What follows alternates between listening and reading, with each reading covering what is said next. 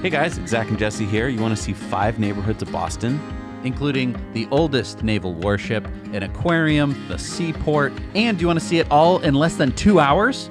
Well, good, because we sped it up so it's even less than that. On Now We Adventure. So this bike trip blew me away. We start off in South Boston and we make it all the way to Everett, and we see more Boston per time than I think I have ever seen, and I've lived near Boston my whole life. You've lived in Boston or around Boston your whole life. So many beautiful shots of Boston. I think that we made it through Boston faster than a car. Well, you know, we kind of proved that we did because we got dropped off in South Boston, and then we were kind of going to go meet them in Everett. They were going to drive, and I think we arrived at the same time. So we saw all of Boston in about 2 hours. And that's with us stopping, by the way. And flying the drone and yes. all that. It was such an amazing trip. Let's get right into it. We're starting off here in South Boston. Yeah, and in fact, this is a place you could spend the whole day. This is the JFK Library, and so I urge you, if you haven't been, it's really fun to go there as well. We've got behind us the JFK Memorial Library, and we're going to see if we can make it from Boston through Charlestown all the way to Everett, which you've seen us start at. You got a good route and plan for us? Yeah, I mean, I think we're going to see a lot of Boston today. We're going to Castle Island? Yeah, we're going to Castle Island. It's going to be a lot of riding on roads and probably some sidewalks, so I don't think it's going to be for the faint of heart, but I don't know. Behind us here is where we started our journey.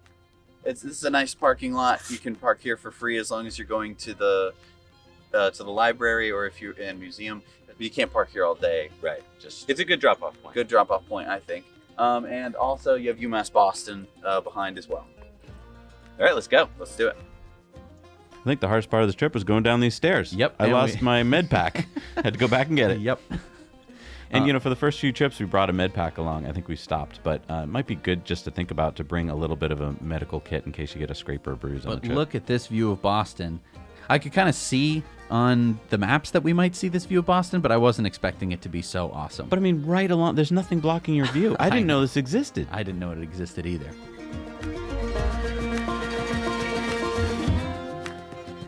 To stop here because I don't think you're going to get a better view of Boston than this. This is quite amazing. We're basically in Dorchester right now, and you can see the harbor. We're going to be over on that side of the harbor in just a few minutes, so that's going to be really fun.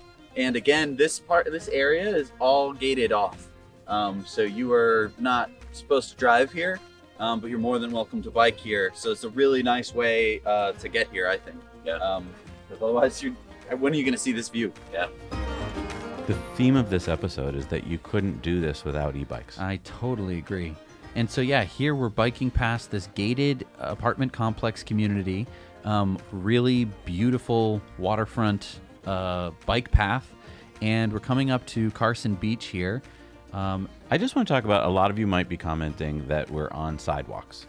As you can see on the left, there are some bike paths, but then they immediately end.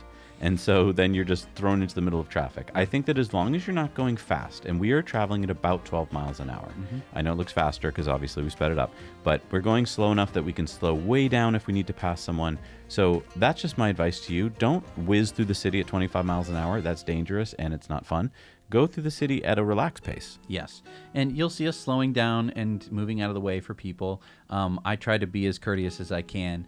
But this was a nice wide sidewalk. I think that this was kind of made for bikes as well. So many places, by the way, where you could just stop and just take in the breathtaking views. Because Absolutely. we're not even focusing on that now, but to our right are just view after view of the harbor. It's miles of beaches. I mean, you don't really think of Boston as being a beach place, but there are. Where are we going now, Jess? So now we're heading out into Pleasure Bay towards Head Island.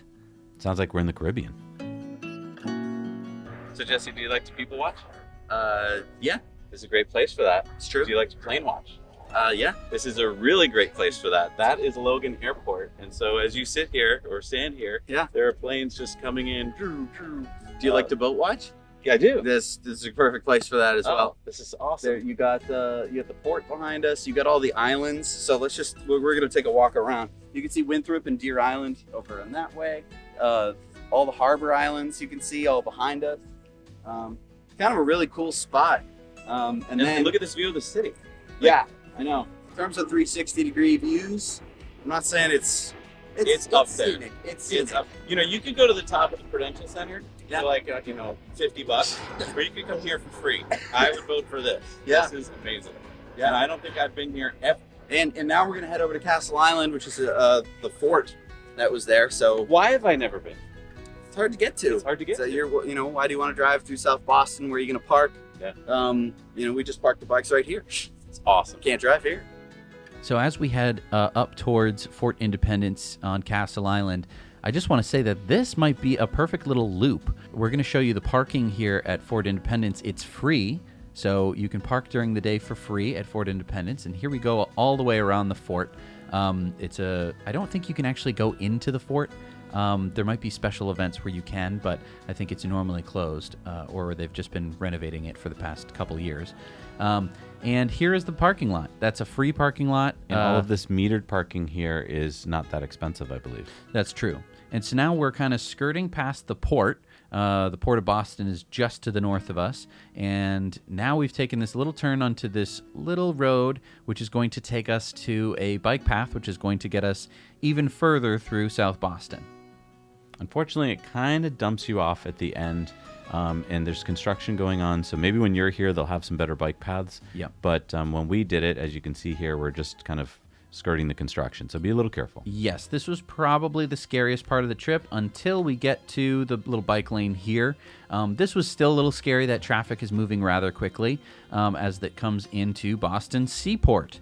So now we are heading into Seaport. Seaport is a really great district of Boston that got kind of short shrift because it's been under construction for so long, but it's now full of wonderful restaurants, so stop here for dinner. Yes, and see what events are happening in Seaport. Also, don't do what we did. We just skirted the coast to our right here. We've got all these beautiful piers. Yep. Go into the piers and take a look at the Boston views. It's amazing. Yes, we were rushing through this. You should not do that. I mean, I think we just passed by like a whole marketplace and everything. It was really wonderful. And let us know down in the comments if you would like us to take a little more time on our next adventures to do, because I would like to go back and do maybe just the Seaport or just some other neighborhood of Boston for you.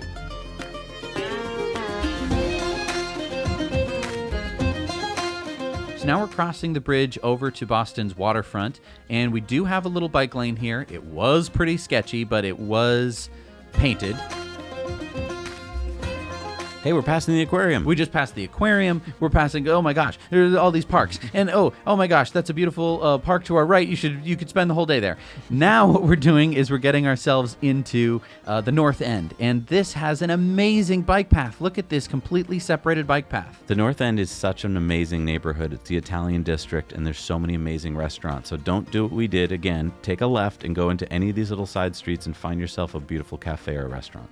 Yeah, the path that we're on is going around the outside of the North End. That is not the pretty part of the North End, which is why it doesn't look so gorgeous. But we are skipping the Old North Church, which is extremely historic. Paul Revere's house. Along with, Bova's, Mike's Pastries. Yeah, you got to go to Hanover Street and go to Bova's. Regina Pizzeria. I mean, there's so many great Italian restaurants. And if you tell them at Bova's that Zach and Jesse sent you, they'll go, "What the hell are you talking about? Do you want a cannoli or not?" I think that the North End is this beautiful Italian quarter. It's extremely historic and it's very car unfriendly. But I think that for e-bikes, it would be perfect. And it's on a bit of a hill, which is again why e-bikes would be nice. Or lock up your e-bikes and go for a walk. I think going for a walk would be a great idea. So we've traversed through the North End. We hit another this little beautiful boardwalk. I know, this little park on the outside. We didn't have to hit it. We could have just continued on that street. You see the Zakim Bridge there, and we have a trip or two that we go under it. In fact, on this trip, we're going to go under it. Yes, and we could have taken that right to get into Charlestown, but we're going to take like a bit of a roundabout route. We're going around the Garden. We're going This is around the Boston the Garden where the Celtics and the Bruins play. And we found that cool little bike path, and then we found this little bike path. So, I mean, it all kind of connects up. It all tends to work. You see the Zakim there. We're about to pass the Boston Jail. Yep. Want to miss that. And so now we're taking this right, which will get us to the Museum of Science. So you could stop there for the whole day. I think you'd mainly want to just drive in and park at the Museum of Science if that was your plan. But now we're on the north side of the river on our way to Charlestown, and we get to take this awesome bridge, which takes us over the railroad tracks, right underneath and through the Zakim Bridge, which I think is super cool.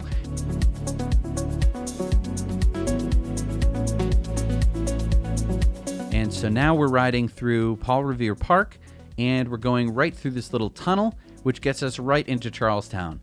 And then we get right on a nice little bike path. And look where we are now. Yes, this bike path takes us directly to the USS Constitution.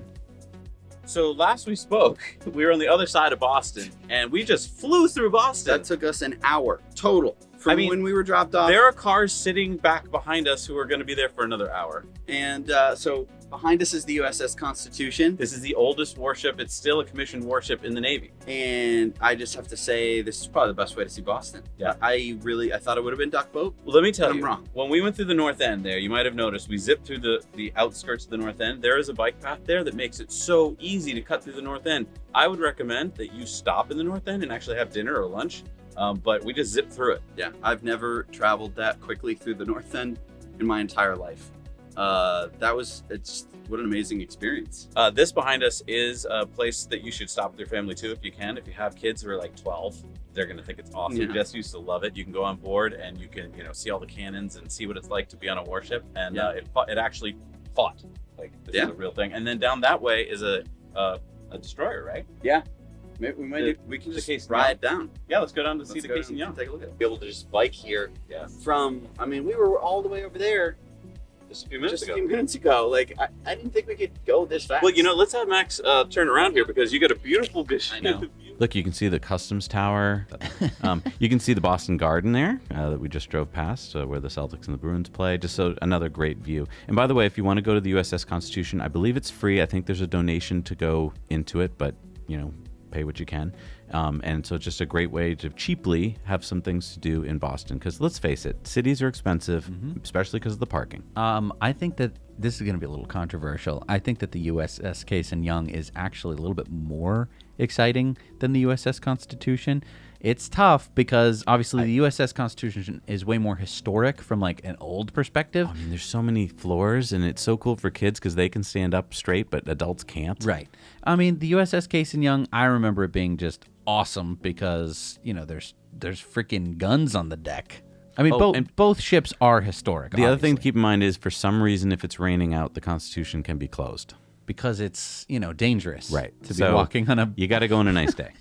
You do have to go on a nice day. The good news is, unlike us who have gone there, paid for parking, and then realized that the USS Constitution was closed, if you biked there, you just keep going. Right.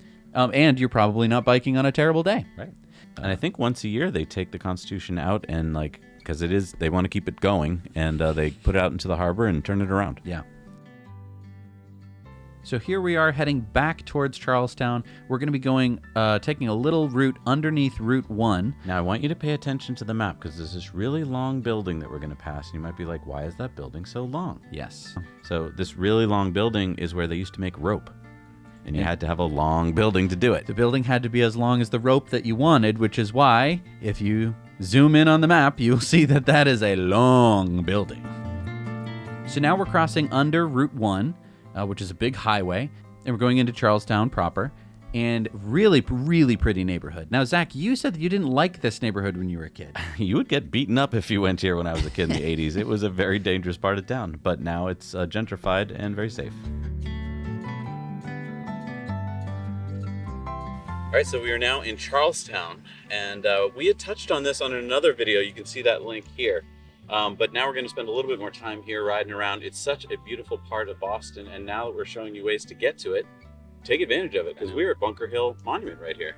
Unfortunately, they're working on the Bunker Hill Monument while we're there, so it wasn't as beautiful as it would normally be, but hopefully by the time you take this trip, the scaffolding will be down. Can you go up the monument like you can the Washington Monument? Maybe now that they're doing work to it. I, of course, was always afraid to go to Charlestown, so I don't know.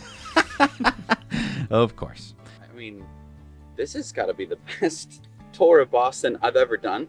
I've lived here close enough to here my whole life, and are you kidding me? This is like a week's worth of Boston vacation. But I want to point out one reason why it's so hard to do this is because normally parking is the big problem, right? There's not a lot of parking around here in Charlestown. If you don't have a resident sticker, you're probably not going to be able to park. But crucially, we connected to the the Somerville Trail, Right. and that will get you to Alewife. Right. So you could start at Alewife, do everything that we just did today. Exactly. For In- $3 parking. in, I don't know, maybe 3 hours if you weren't stopping, 5 if you wanted to make the day of it, 7 if you wanted to like really, have lunch and dinner. And Right. I mean, parking on the weekends at Alewife, I think, is $3. so a $3 parking day in Boston is You absolutely get your unheard of. workout, you get your sightseeing. For the number of places that we've just stopped at, I'm trying to just give a rough ballpark, probably in the $200 range of all the, if you had to park at each of Oh those my God. places. And then, I mean, there's so many wonderful places that we didn't stop at. The Science Museum. Yeah. You can get to Back Bay in Boston. Like, this is amazing. And speaking of other parking places, we're going to go to Everett now, which you've seen in 2 of our other Yeah, you videos. can park over there. So that should be free parking. Yeah. It's not going to be quite as easy to get to. We've kind of gotten to here before. So we're going to try that one more time, and I'm just blown away. Yeah. Now we get to ride through Charlestown. It's actually fairly bike friendly. A few of the streets, like the one that we're about to cross, are a bit busy, but most of them are like one way, really narrow, so all the cars are going to be able to see you before they hit you. I was a bit petrified because we just passed Charlestown High School, which as a kid was always the scariest place on earth. So hopefully today it's not a scary place. I hope so. So now we're heading towards the north side of Charlestown, and we are following along this kind of more industrial route, and we're, of course, taking these defunct train tracks. Because we have fat tire bikes. Exactly. And we're headed towards the Schraft building, the Schraft factory, which if you've ever driven into Boston and you took Route 93 before, you have definitely seen, because it has the big words Schraft on it. And this is the parking lot of that building.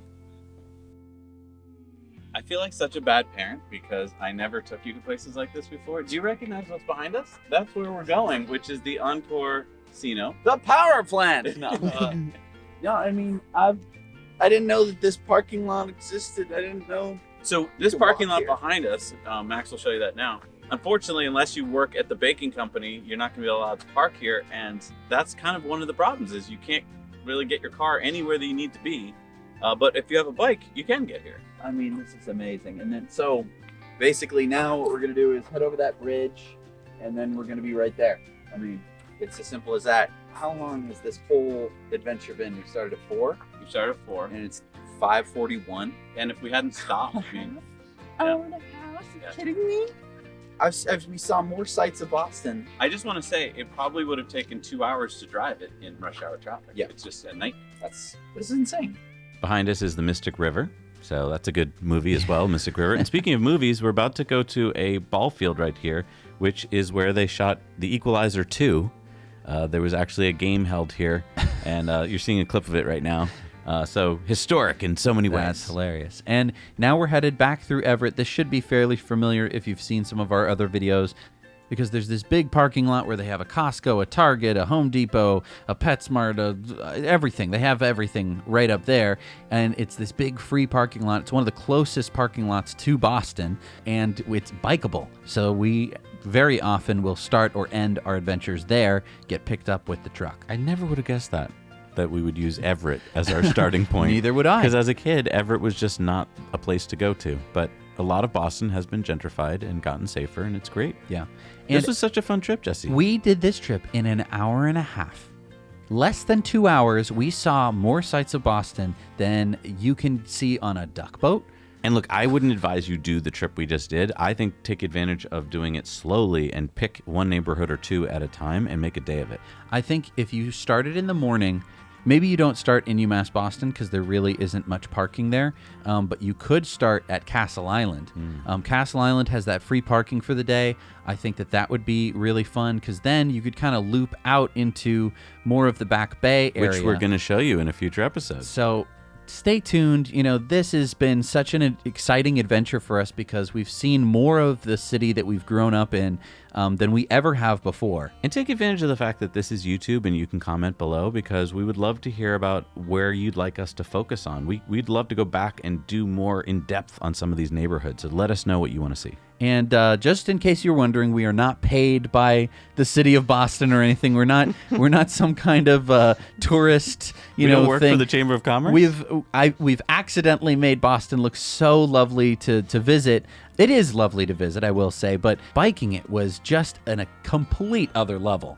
Boston's one of those cities I think is just the right size. There's cities that are so big and scary, and then there's cities that are so tiny you buzz through them. Boston is kind of like perfectly in the middle. And Boston isn't all the same. Because it was built out quite literally, some of the land didn't exist. Like we went through the Seaport, that was nothing. Yep. That was the ocean until, many years later. So the whole city, changes over time. Well, that's a really good point, Jesse. Those ports to our right, they went way out into the harbor so that ships could pull in, and then they slowly built land up to that point. Yes. So, yeah, we were just on fill. Yeah, which is really cool, and that's what makes Boston such a neat city. Anyway, thank you so much for joining us. We'll see you next time on Now We Adventure.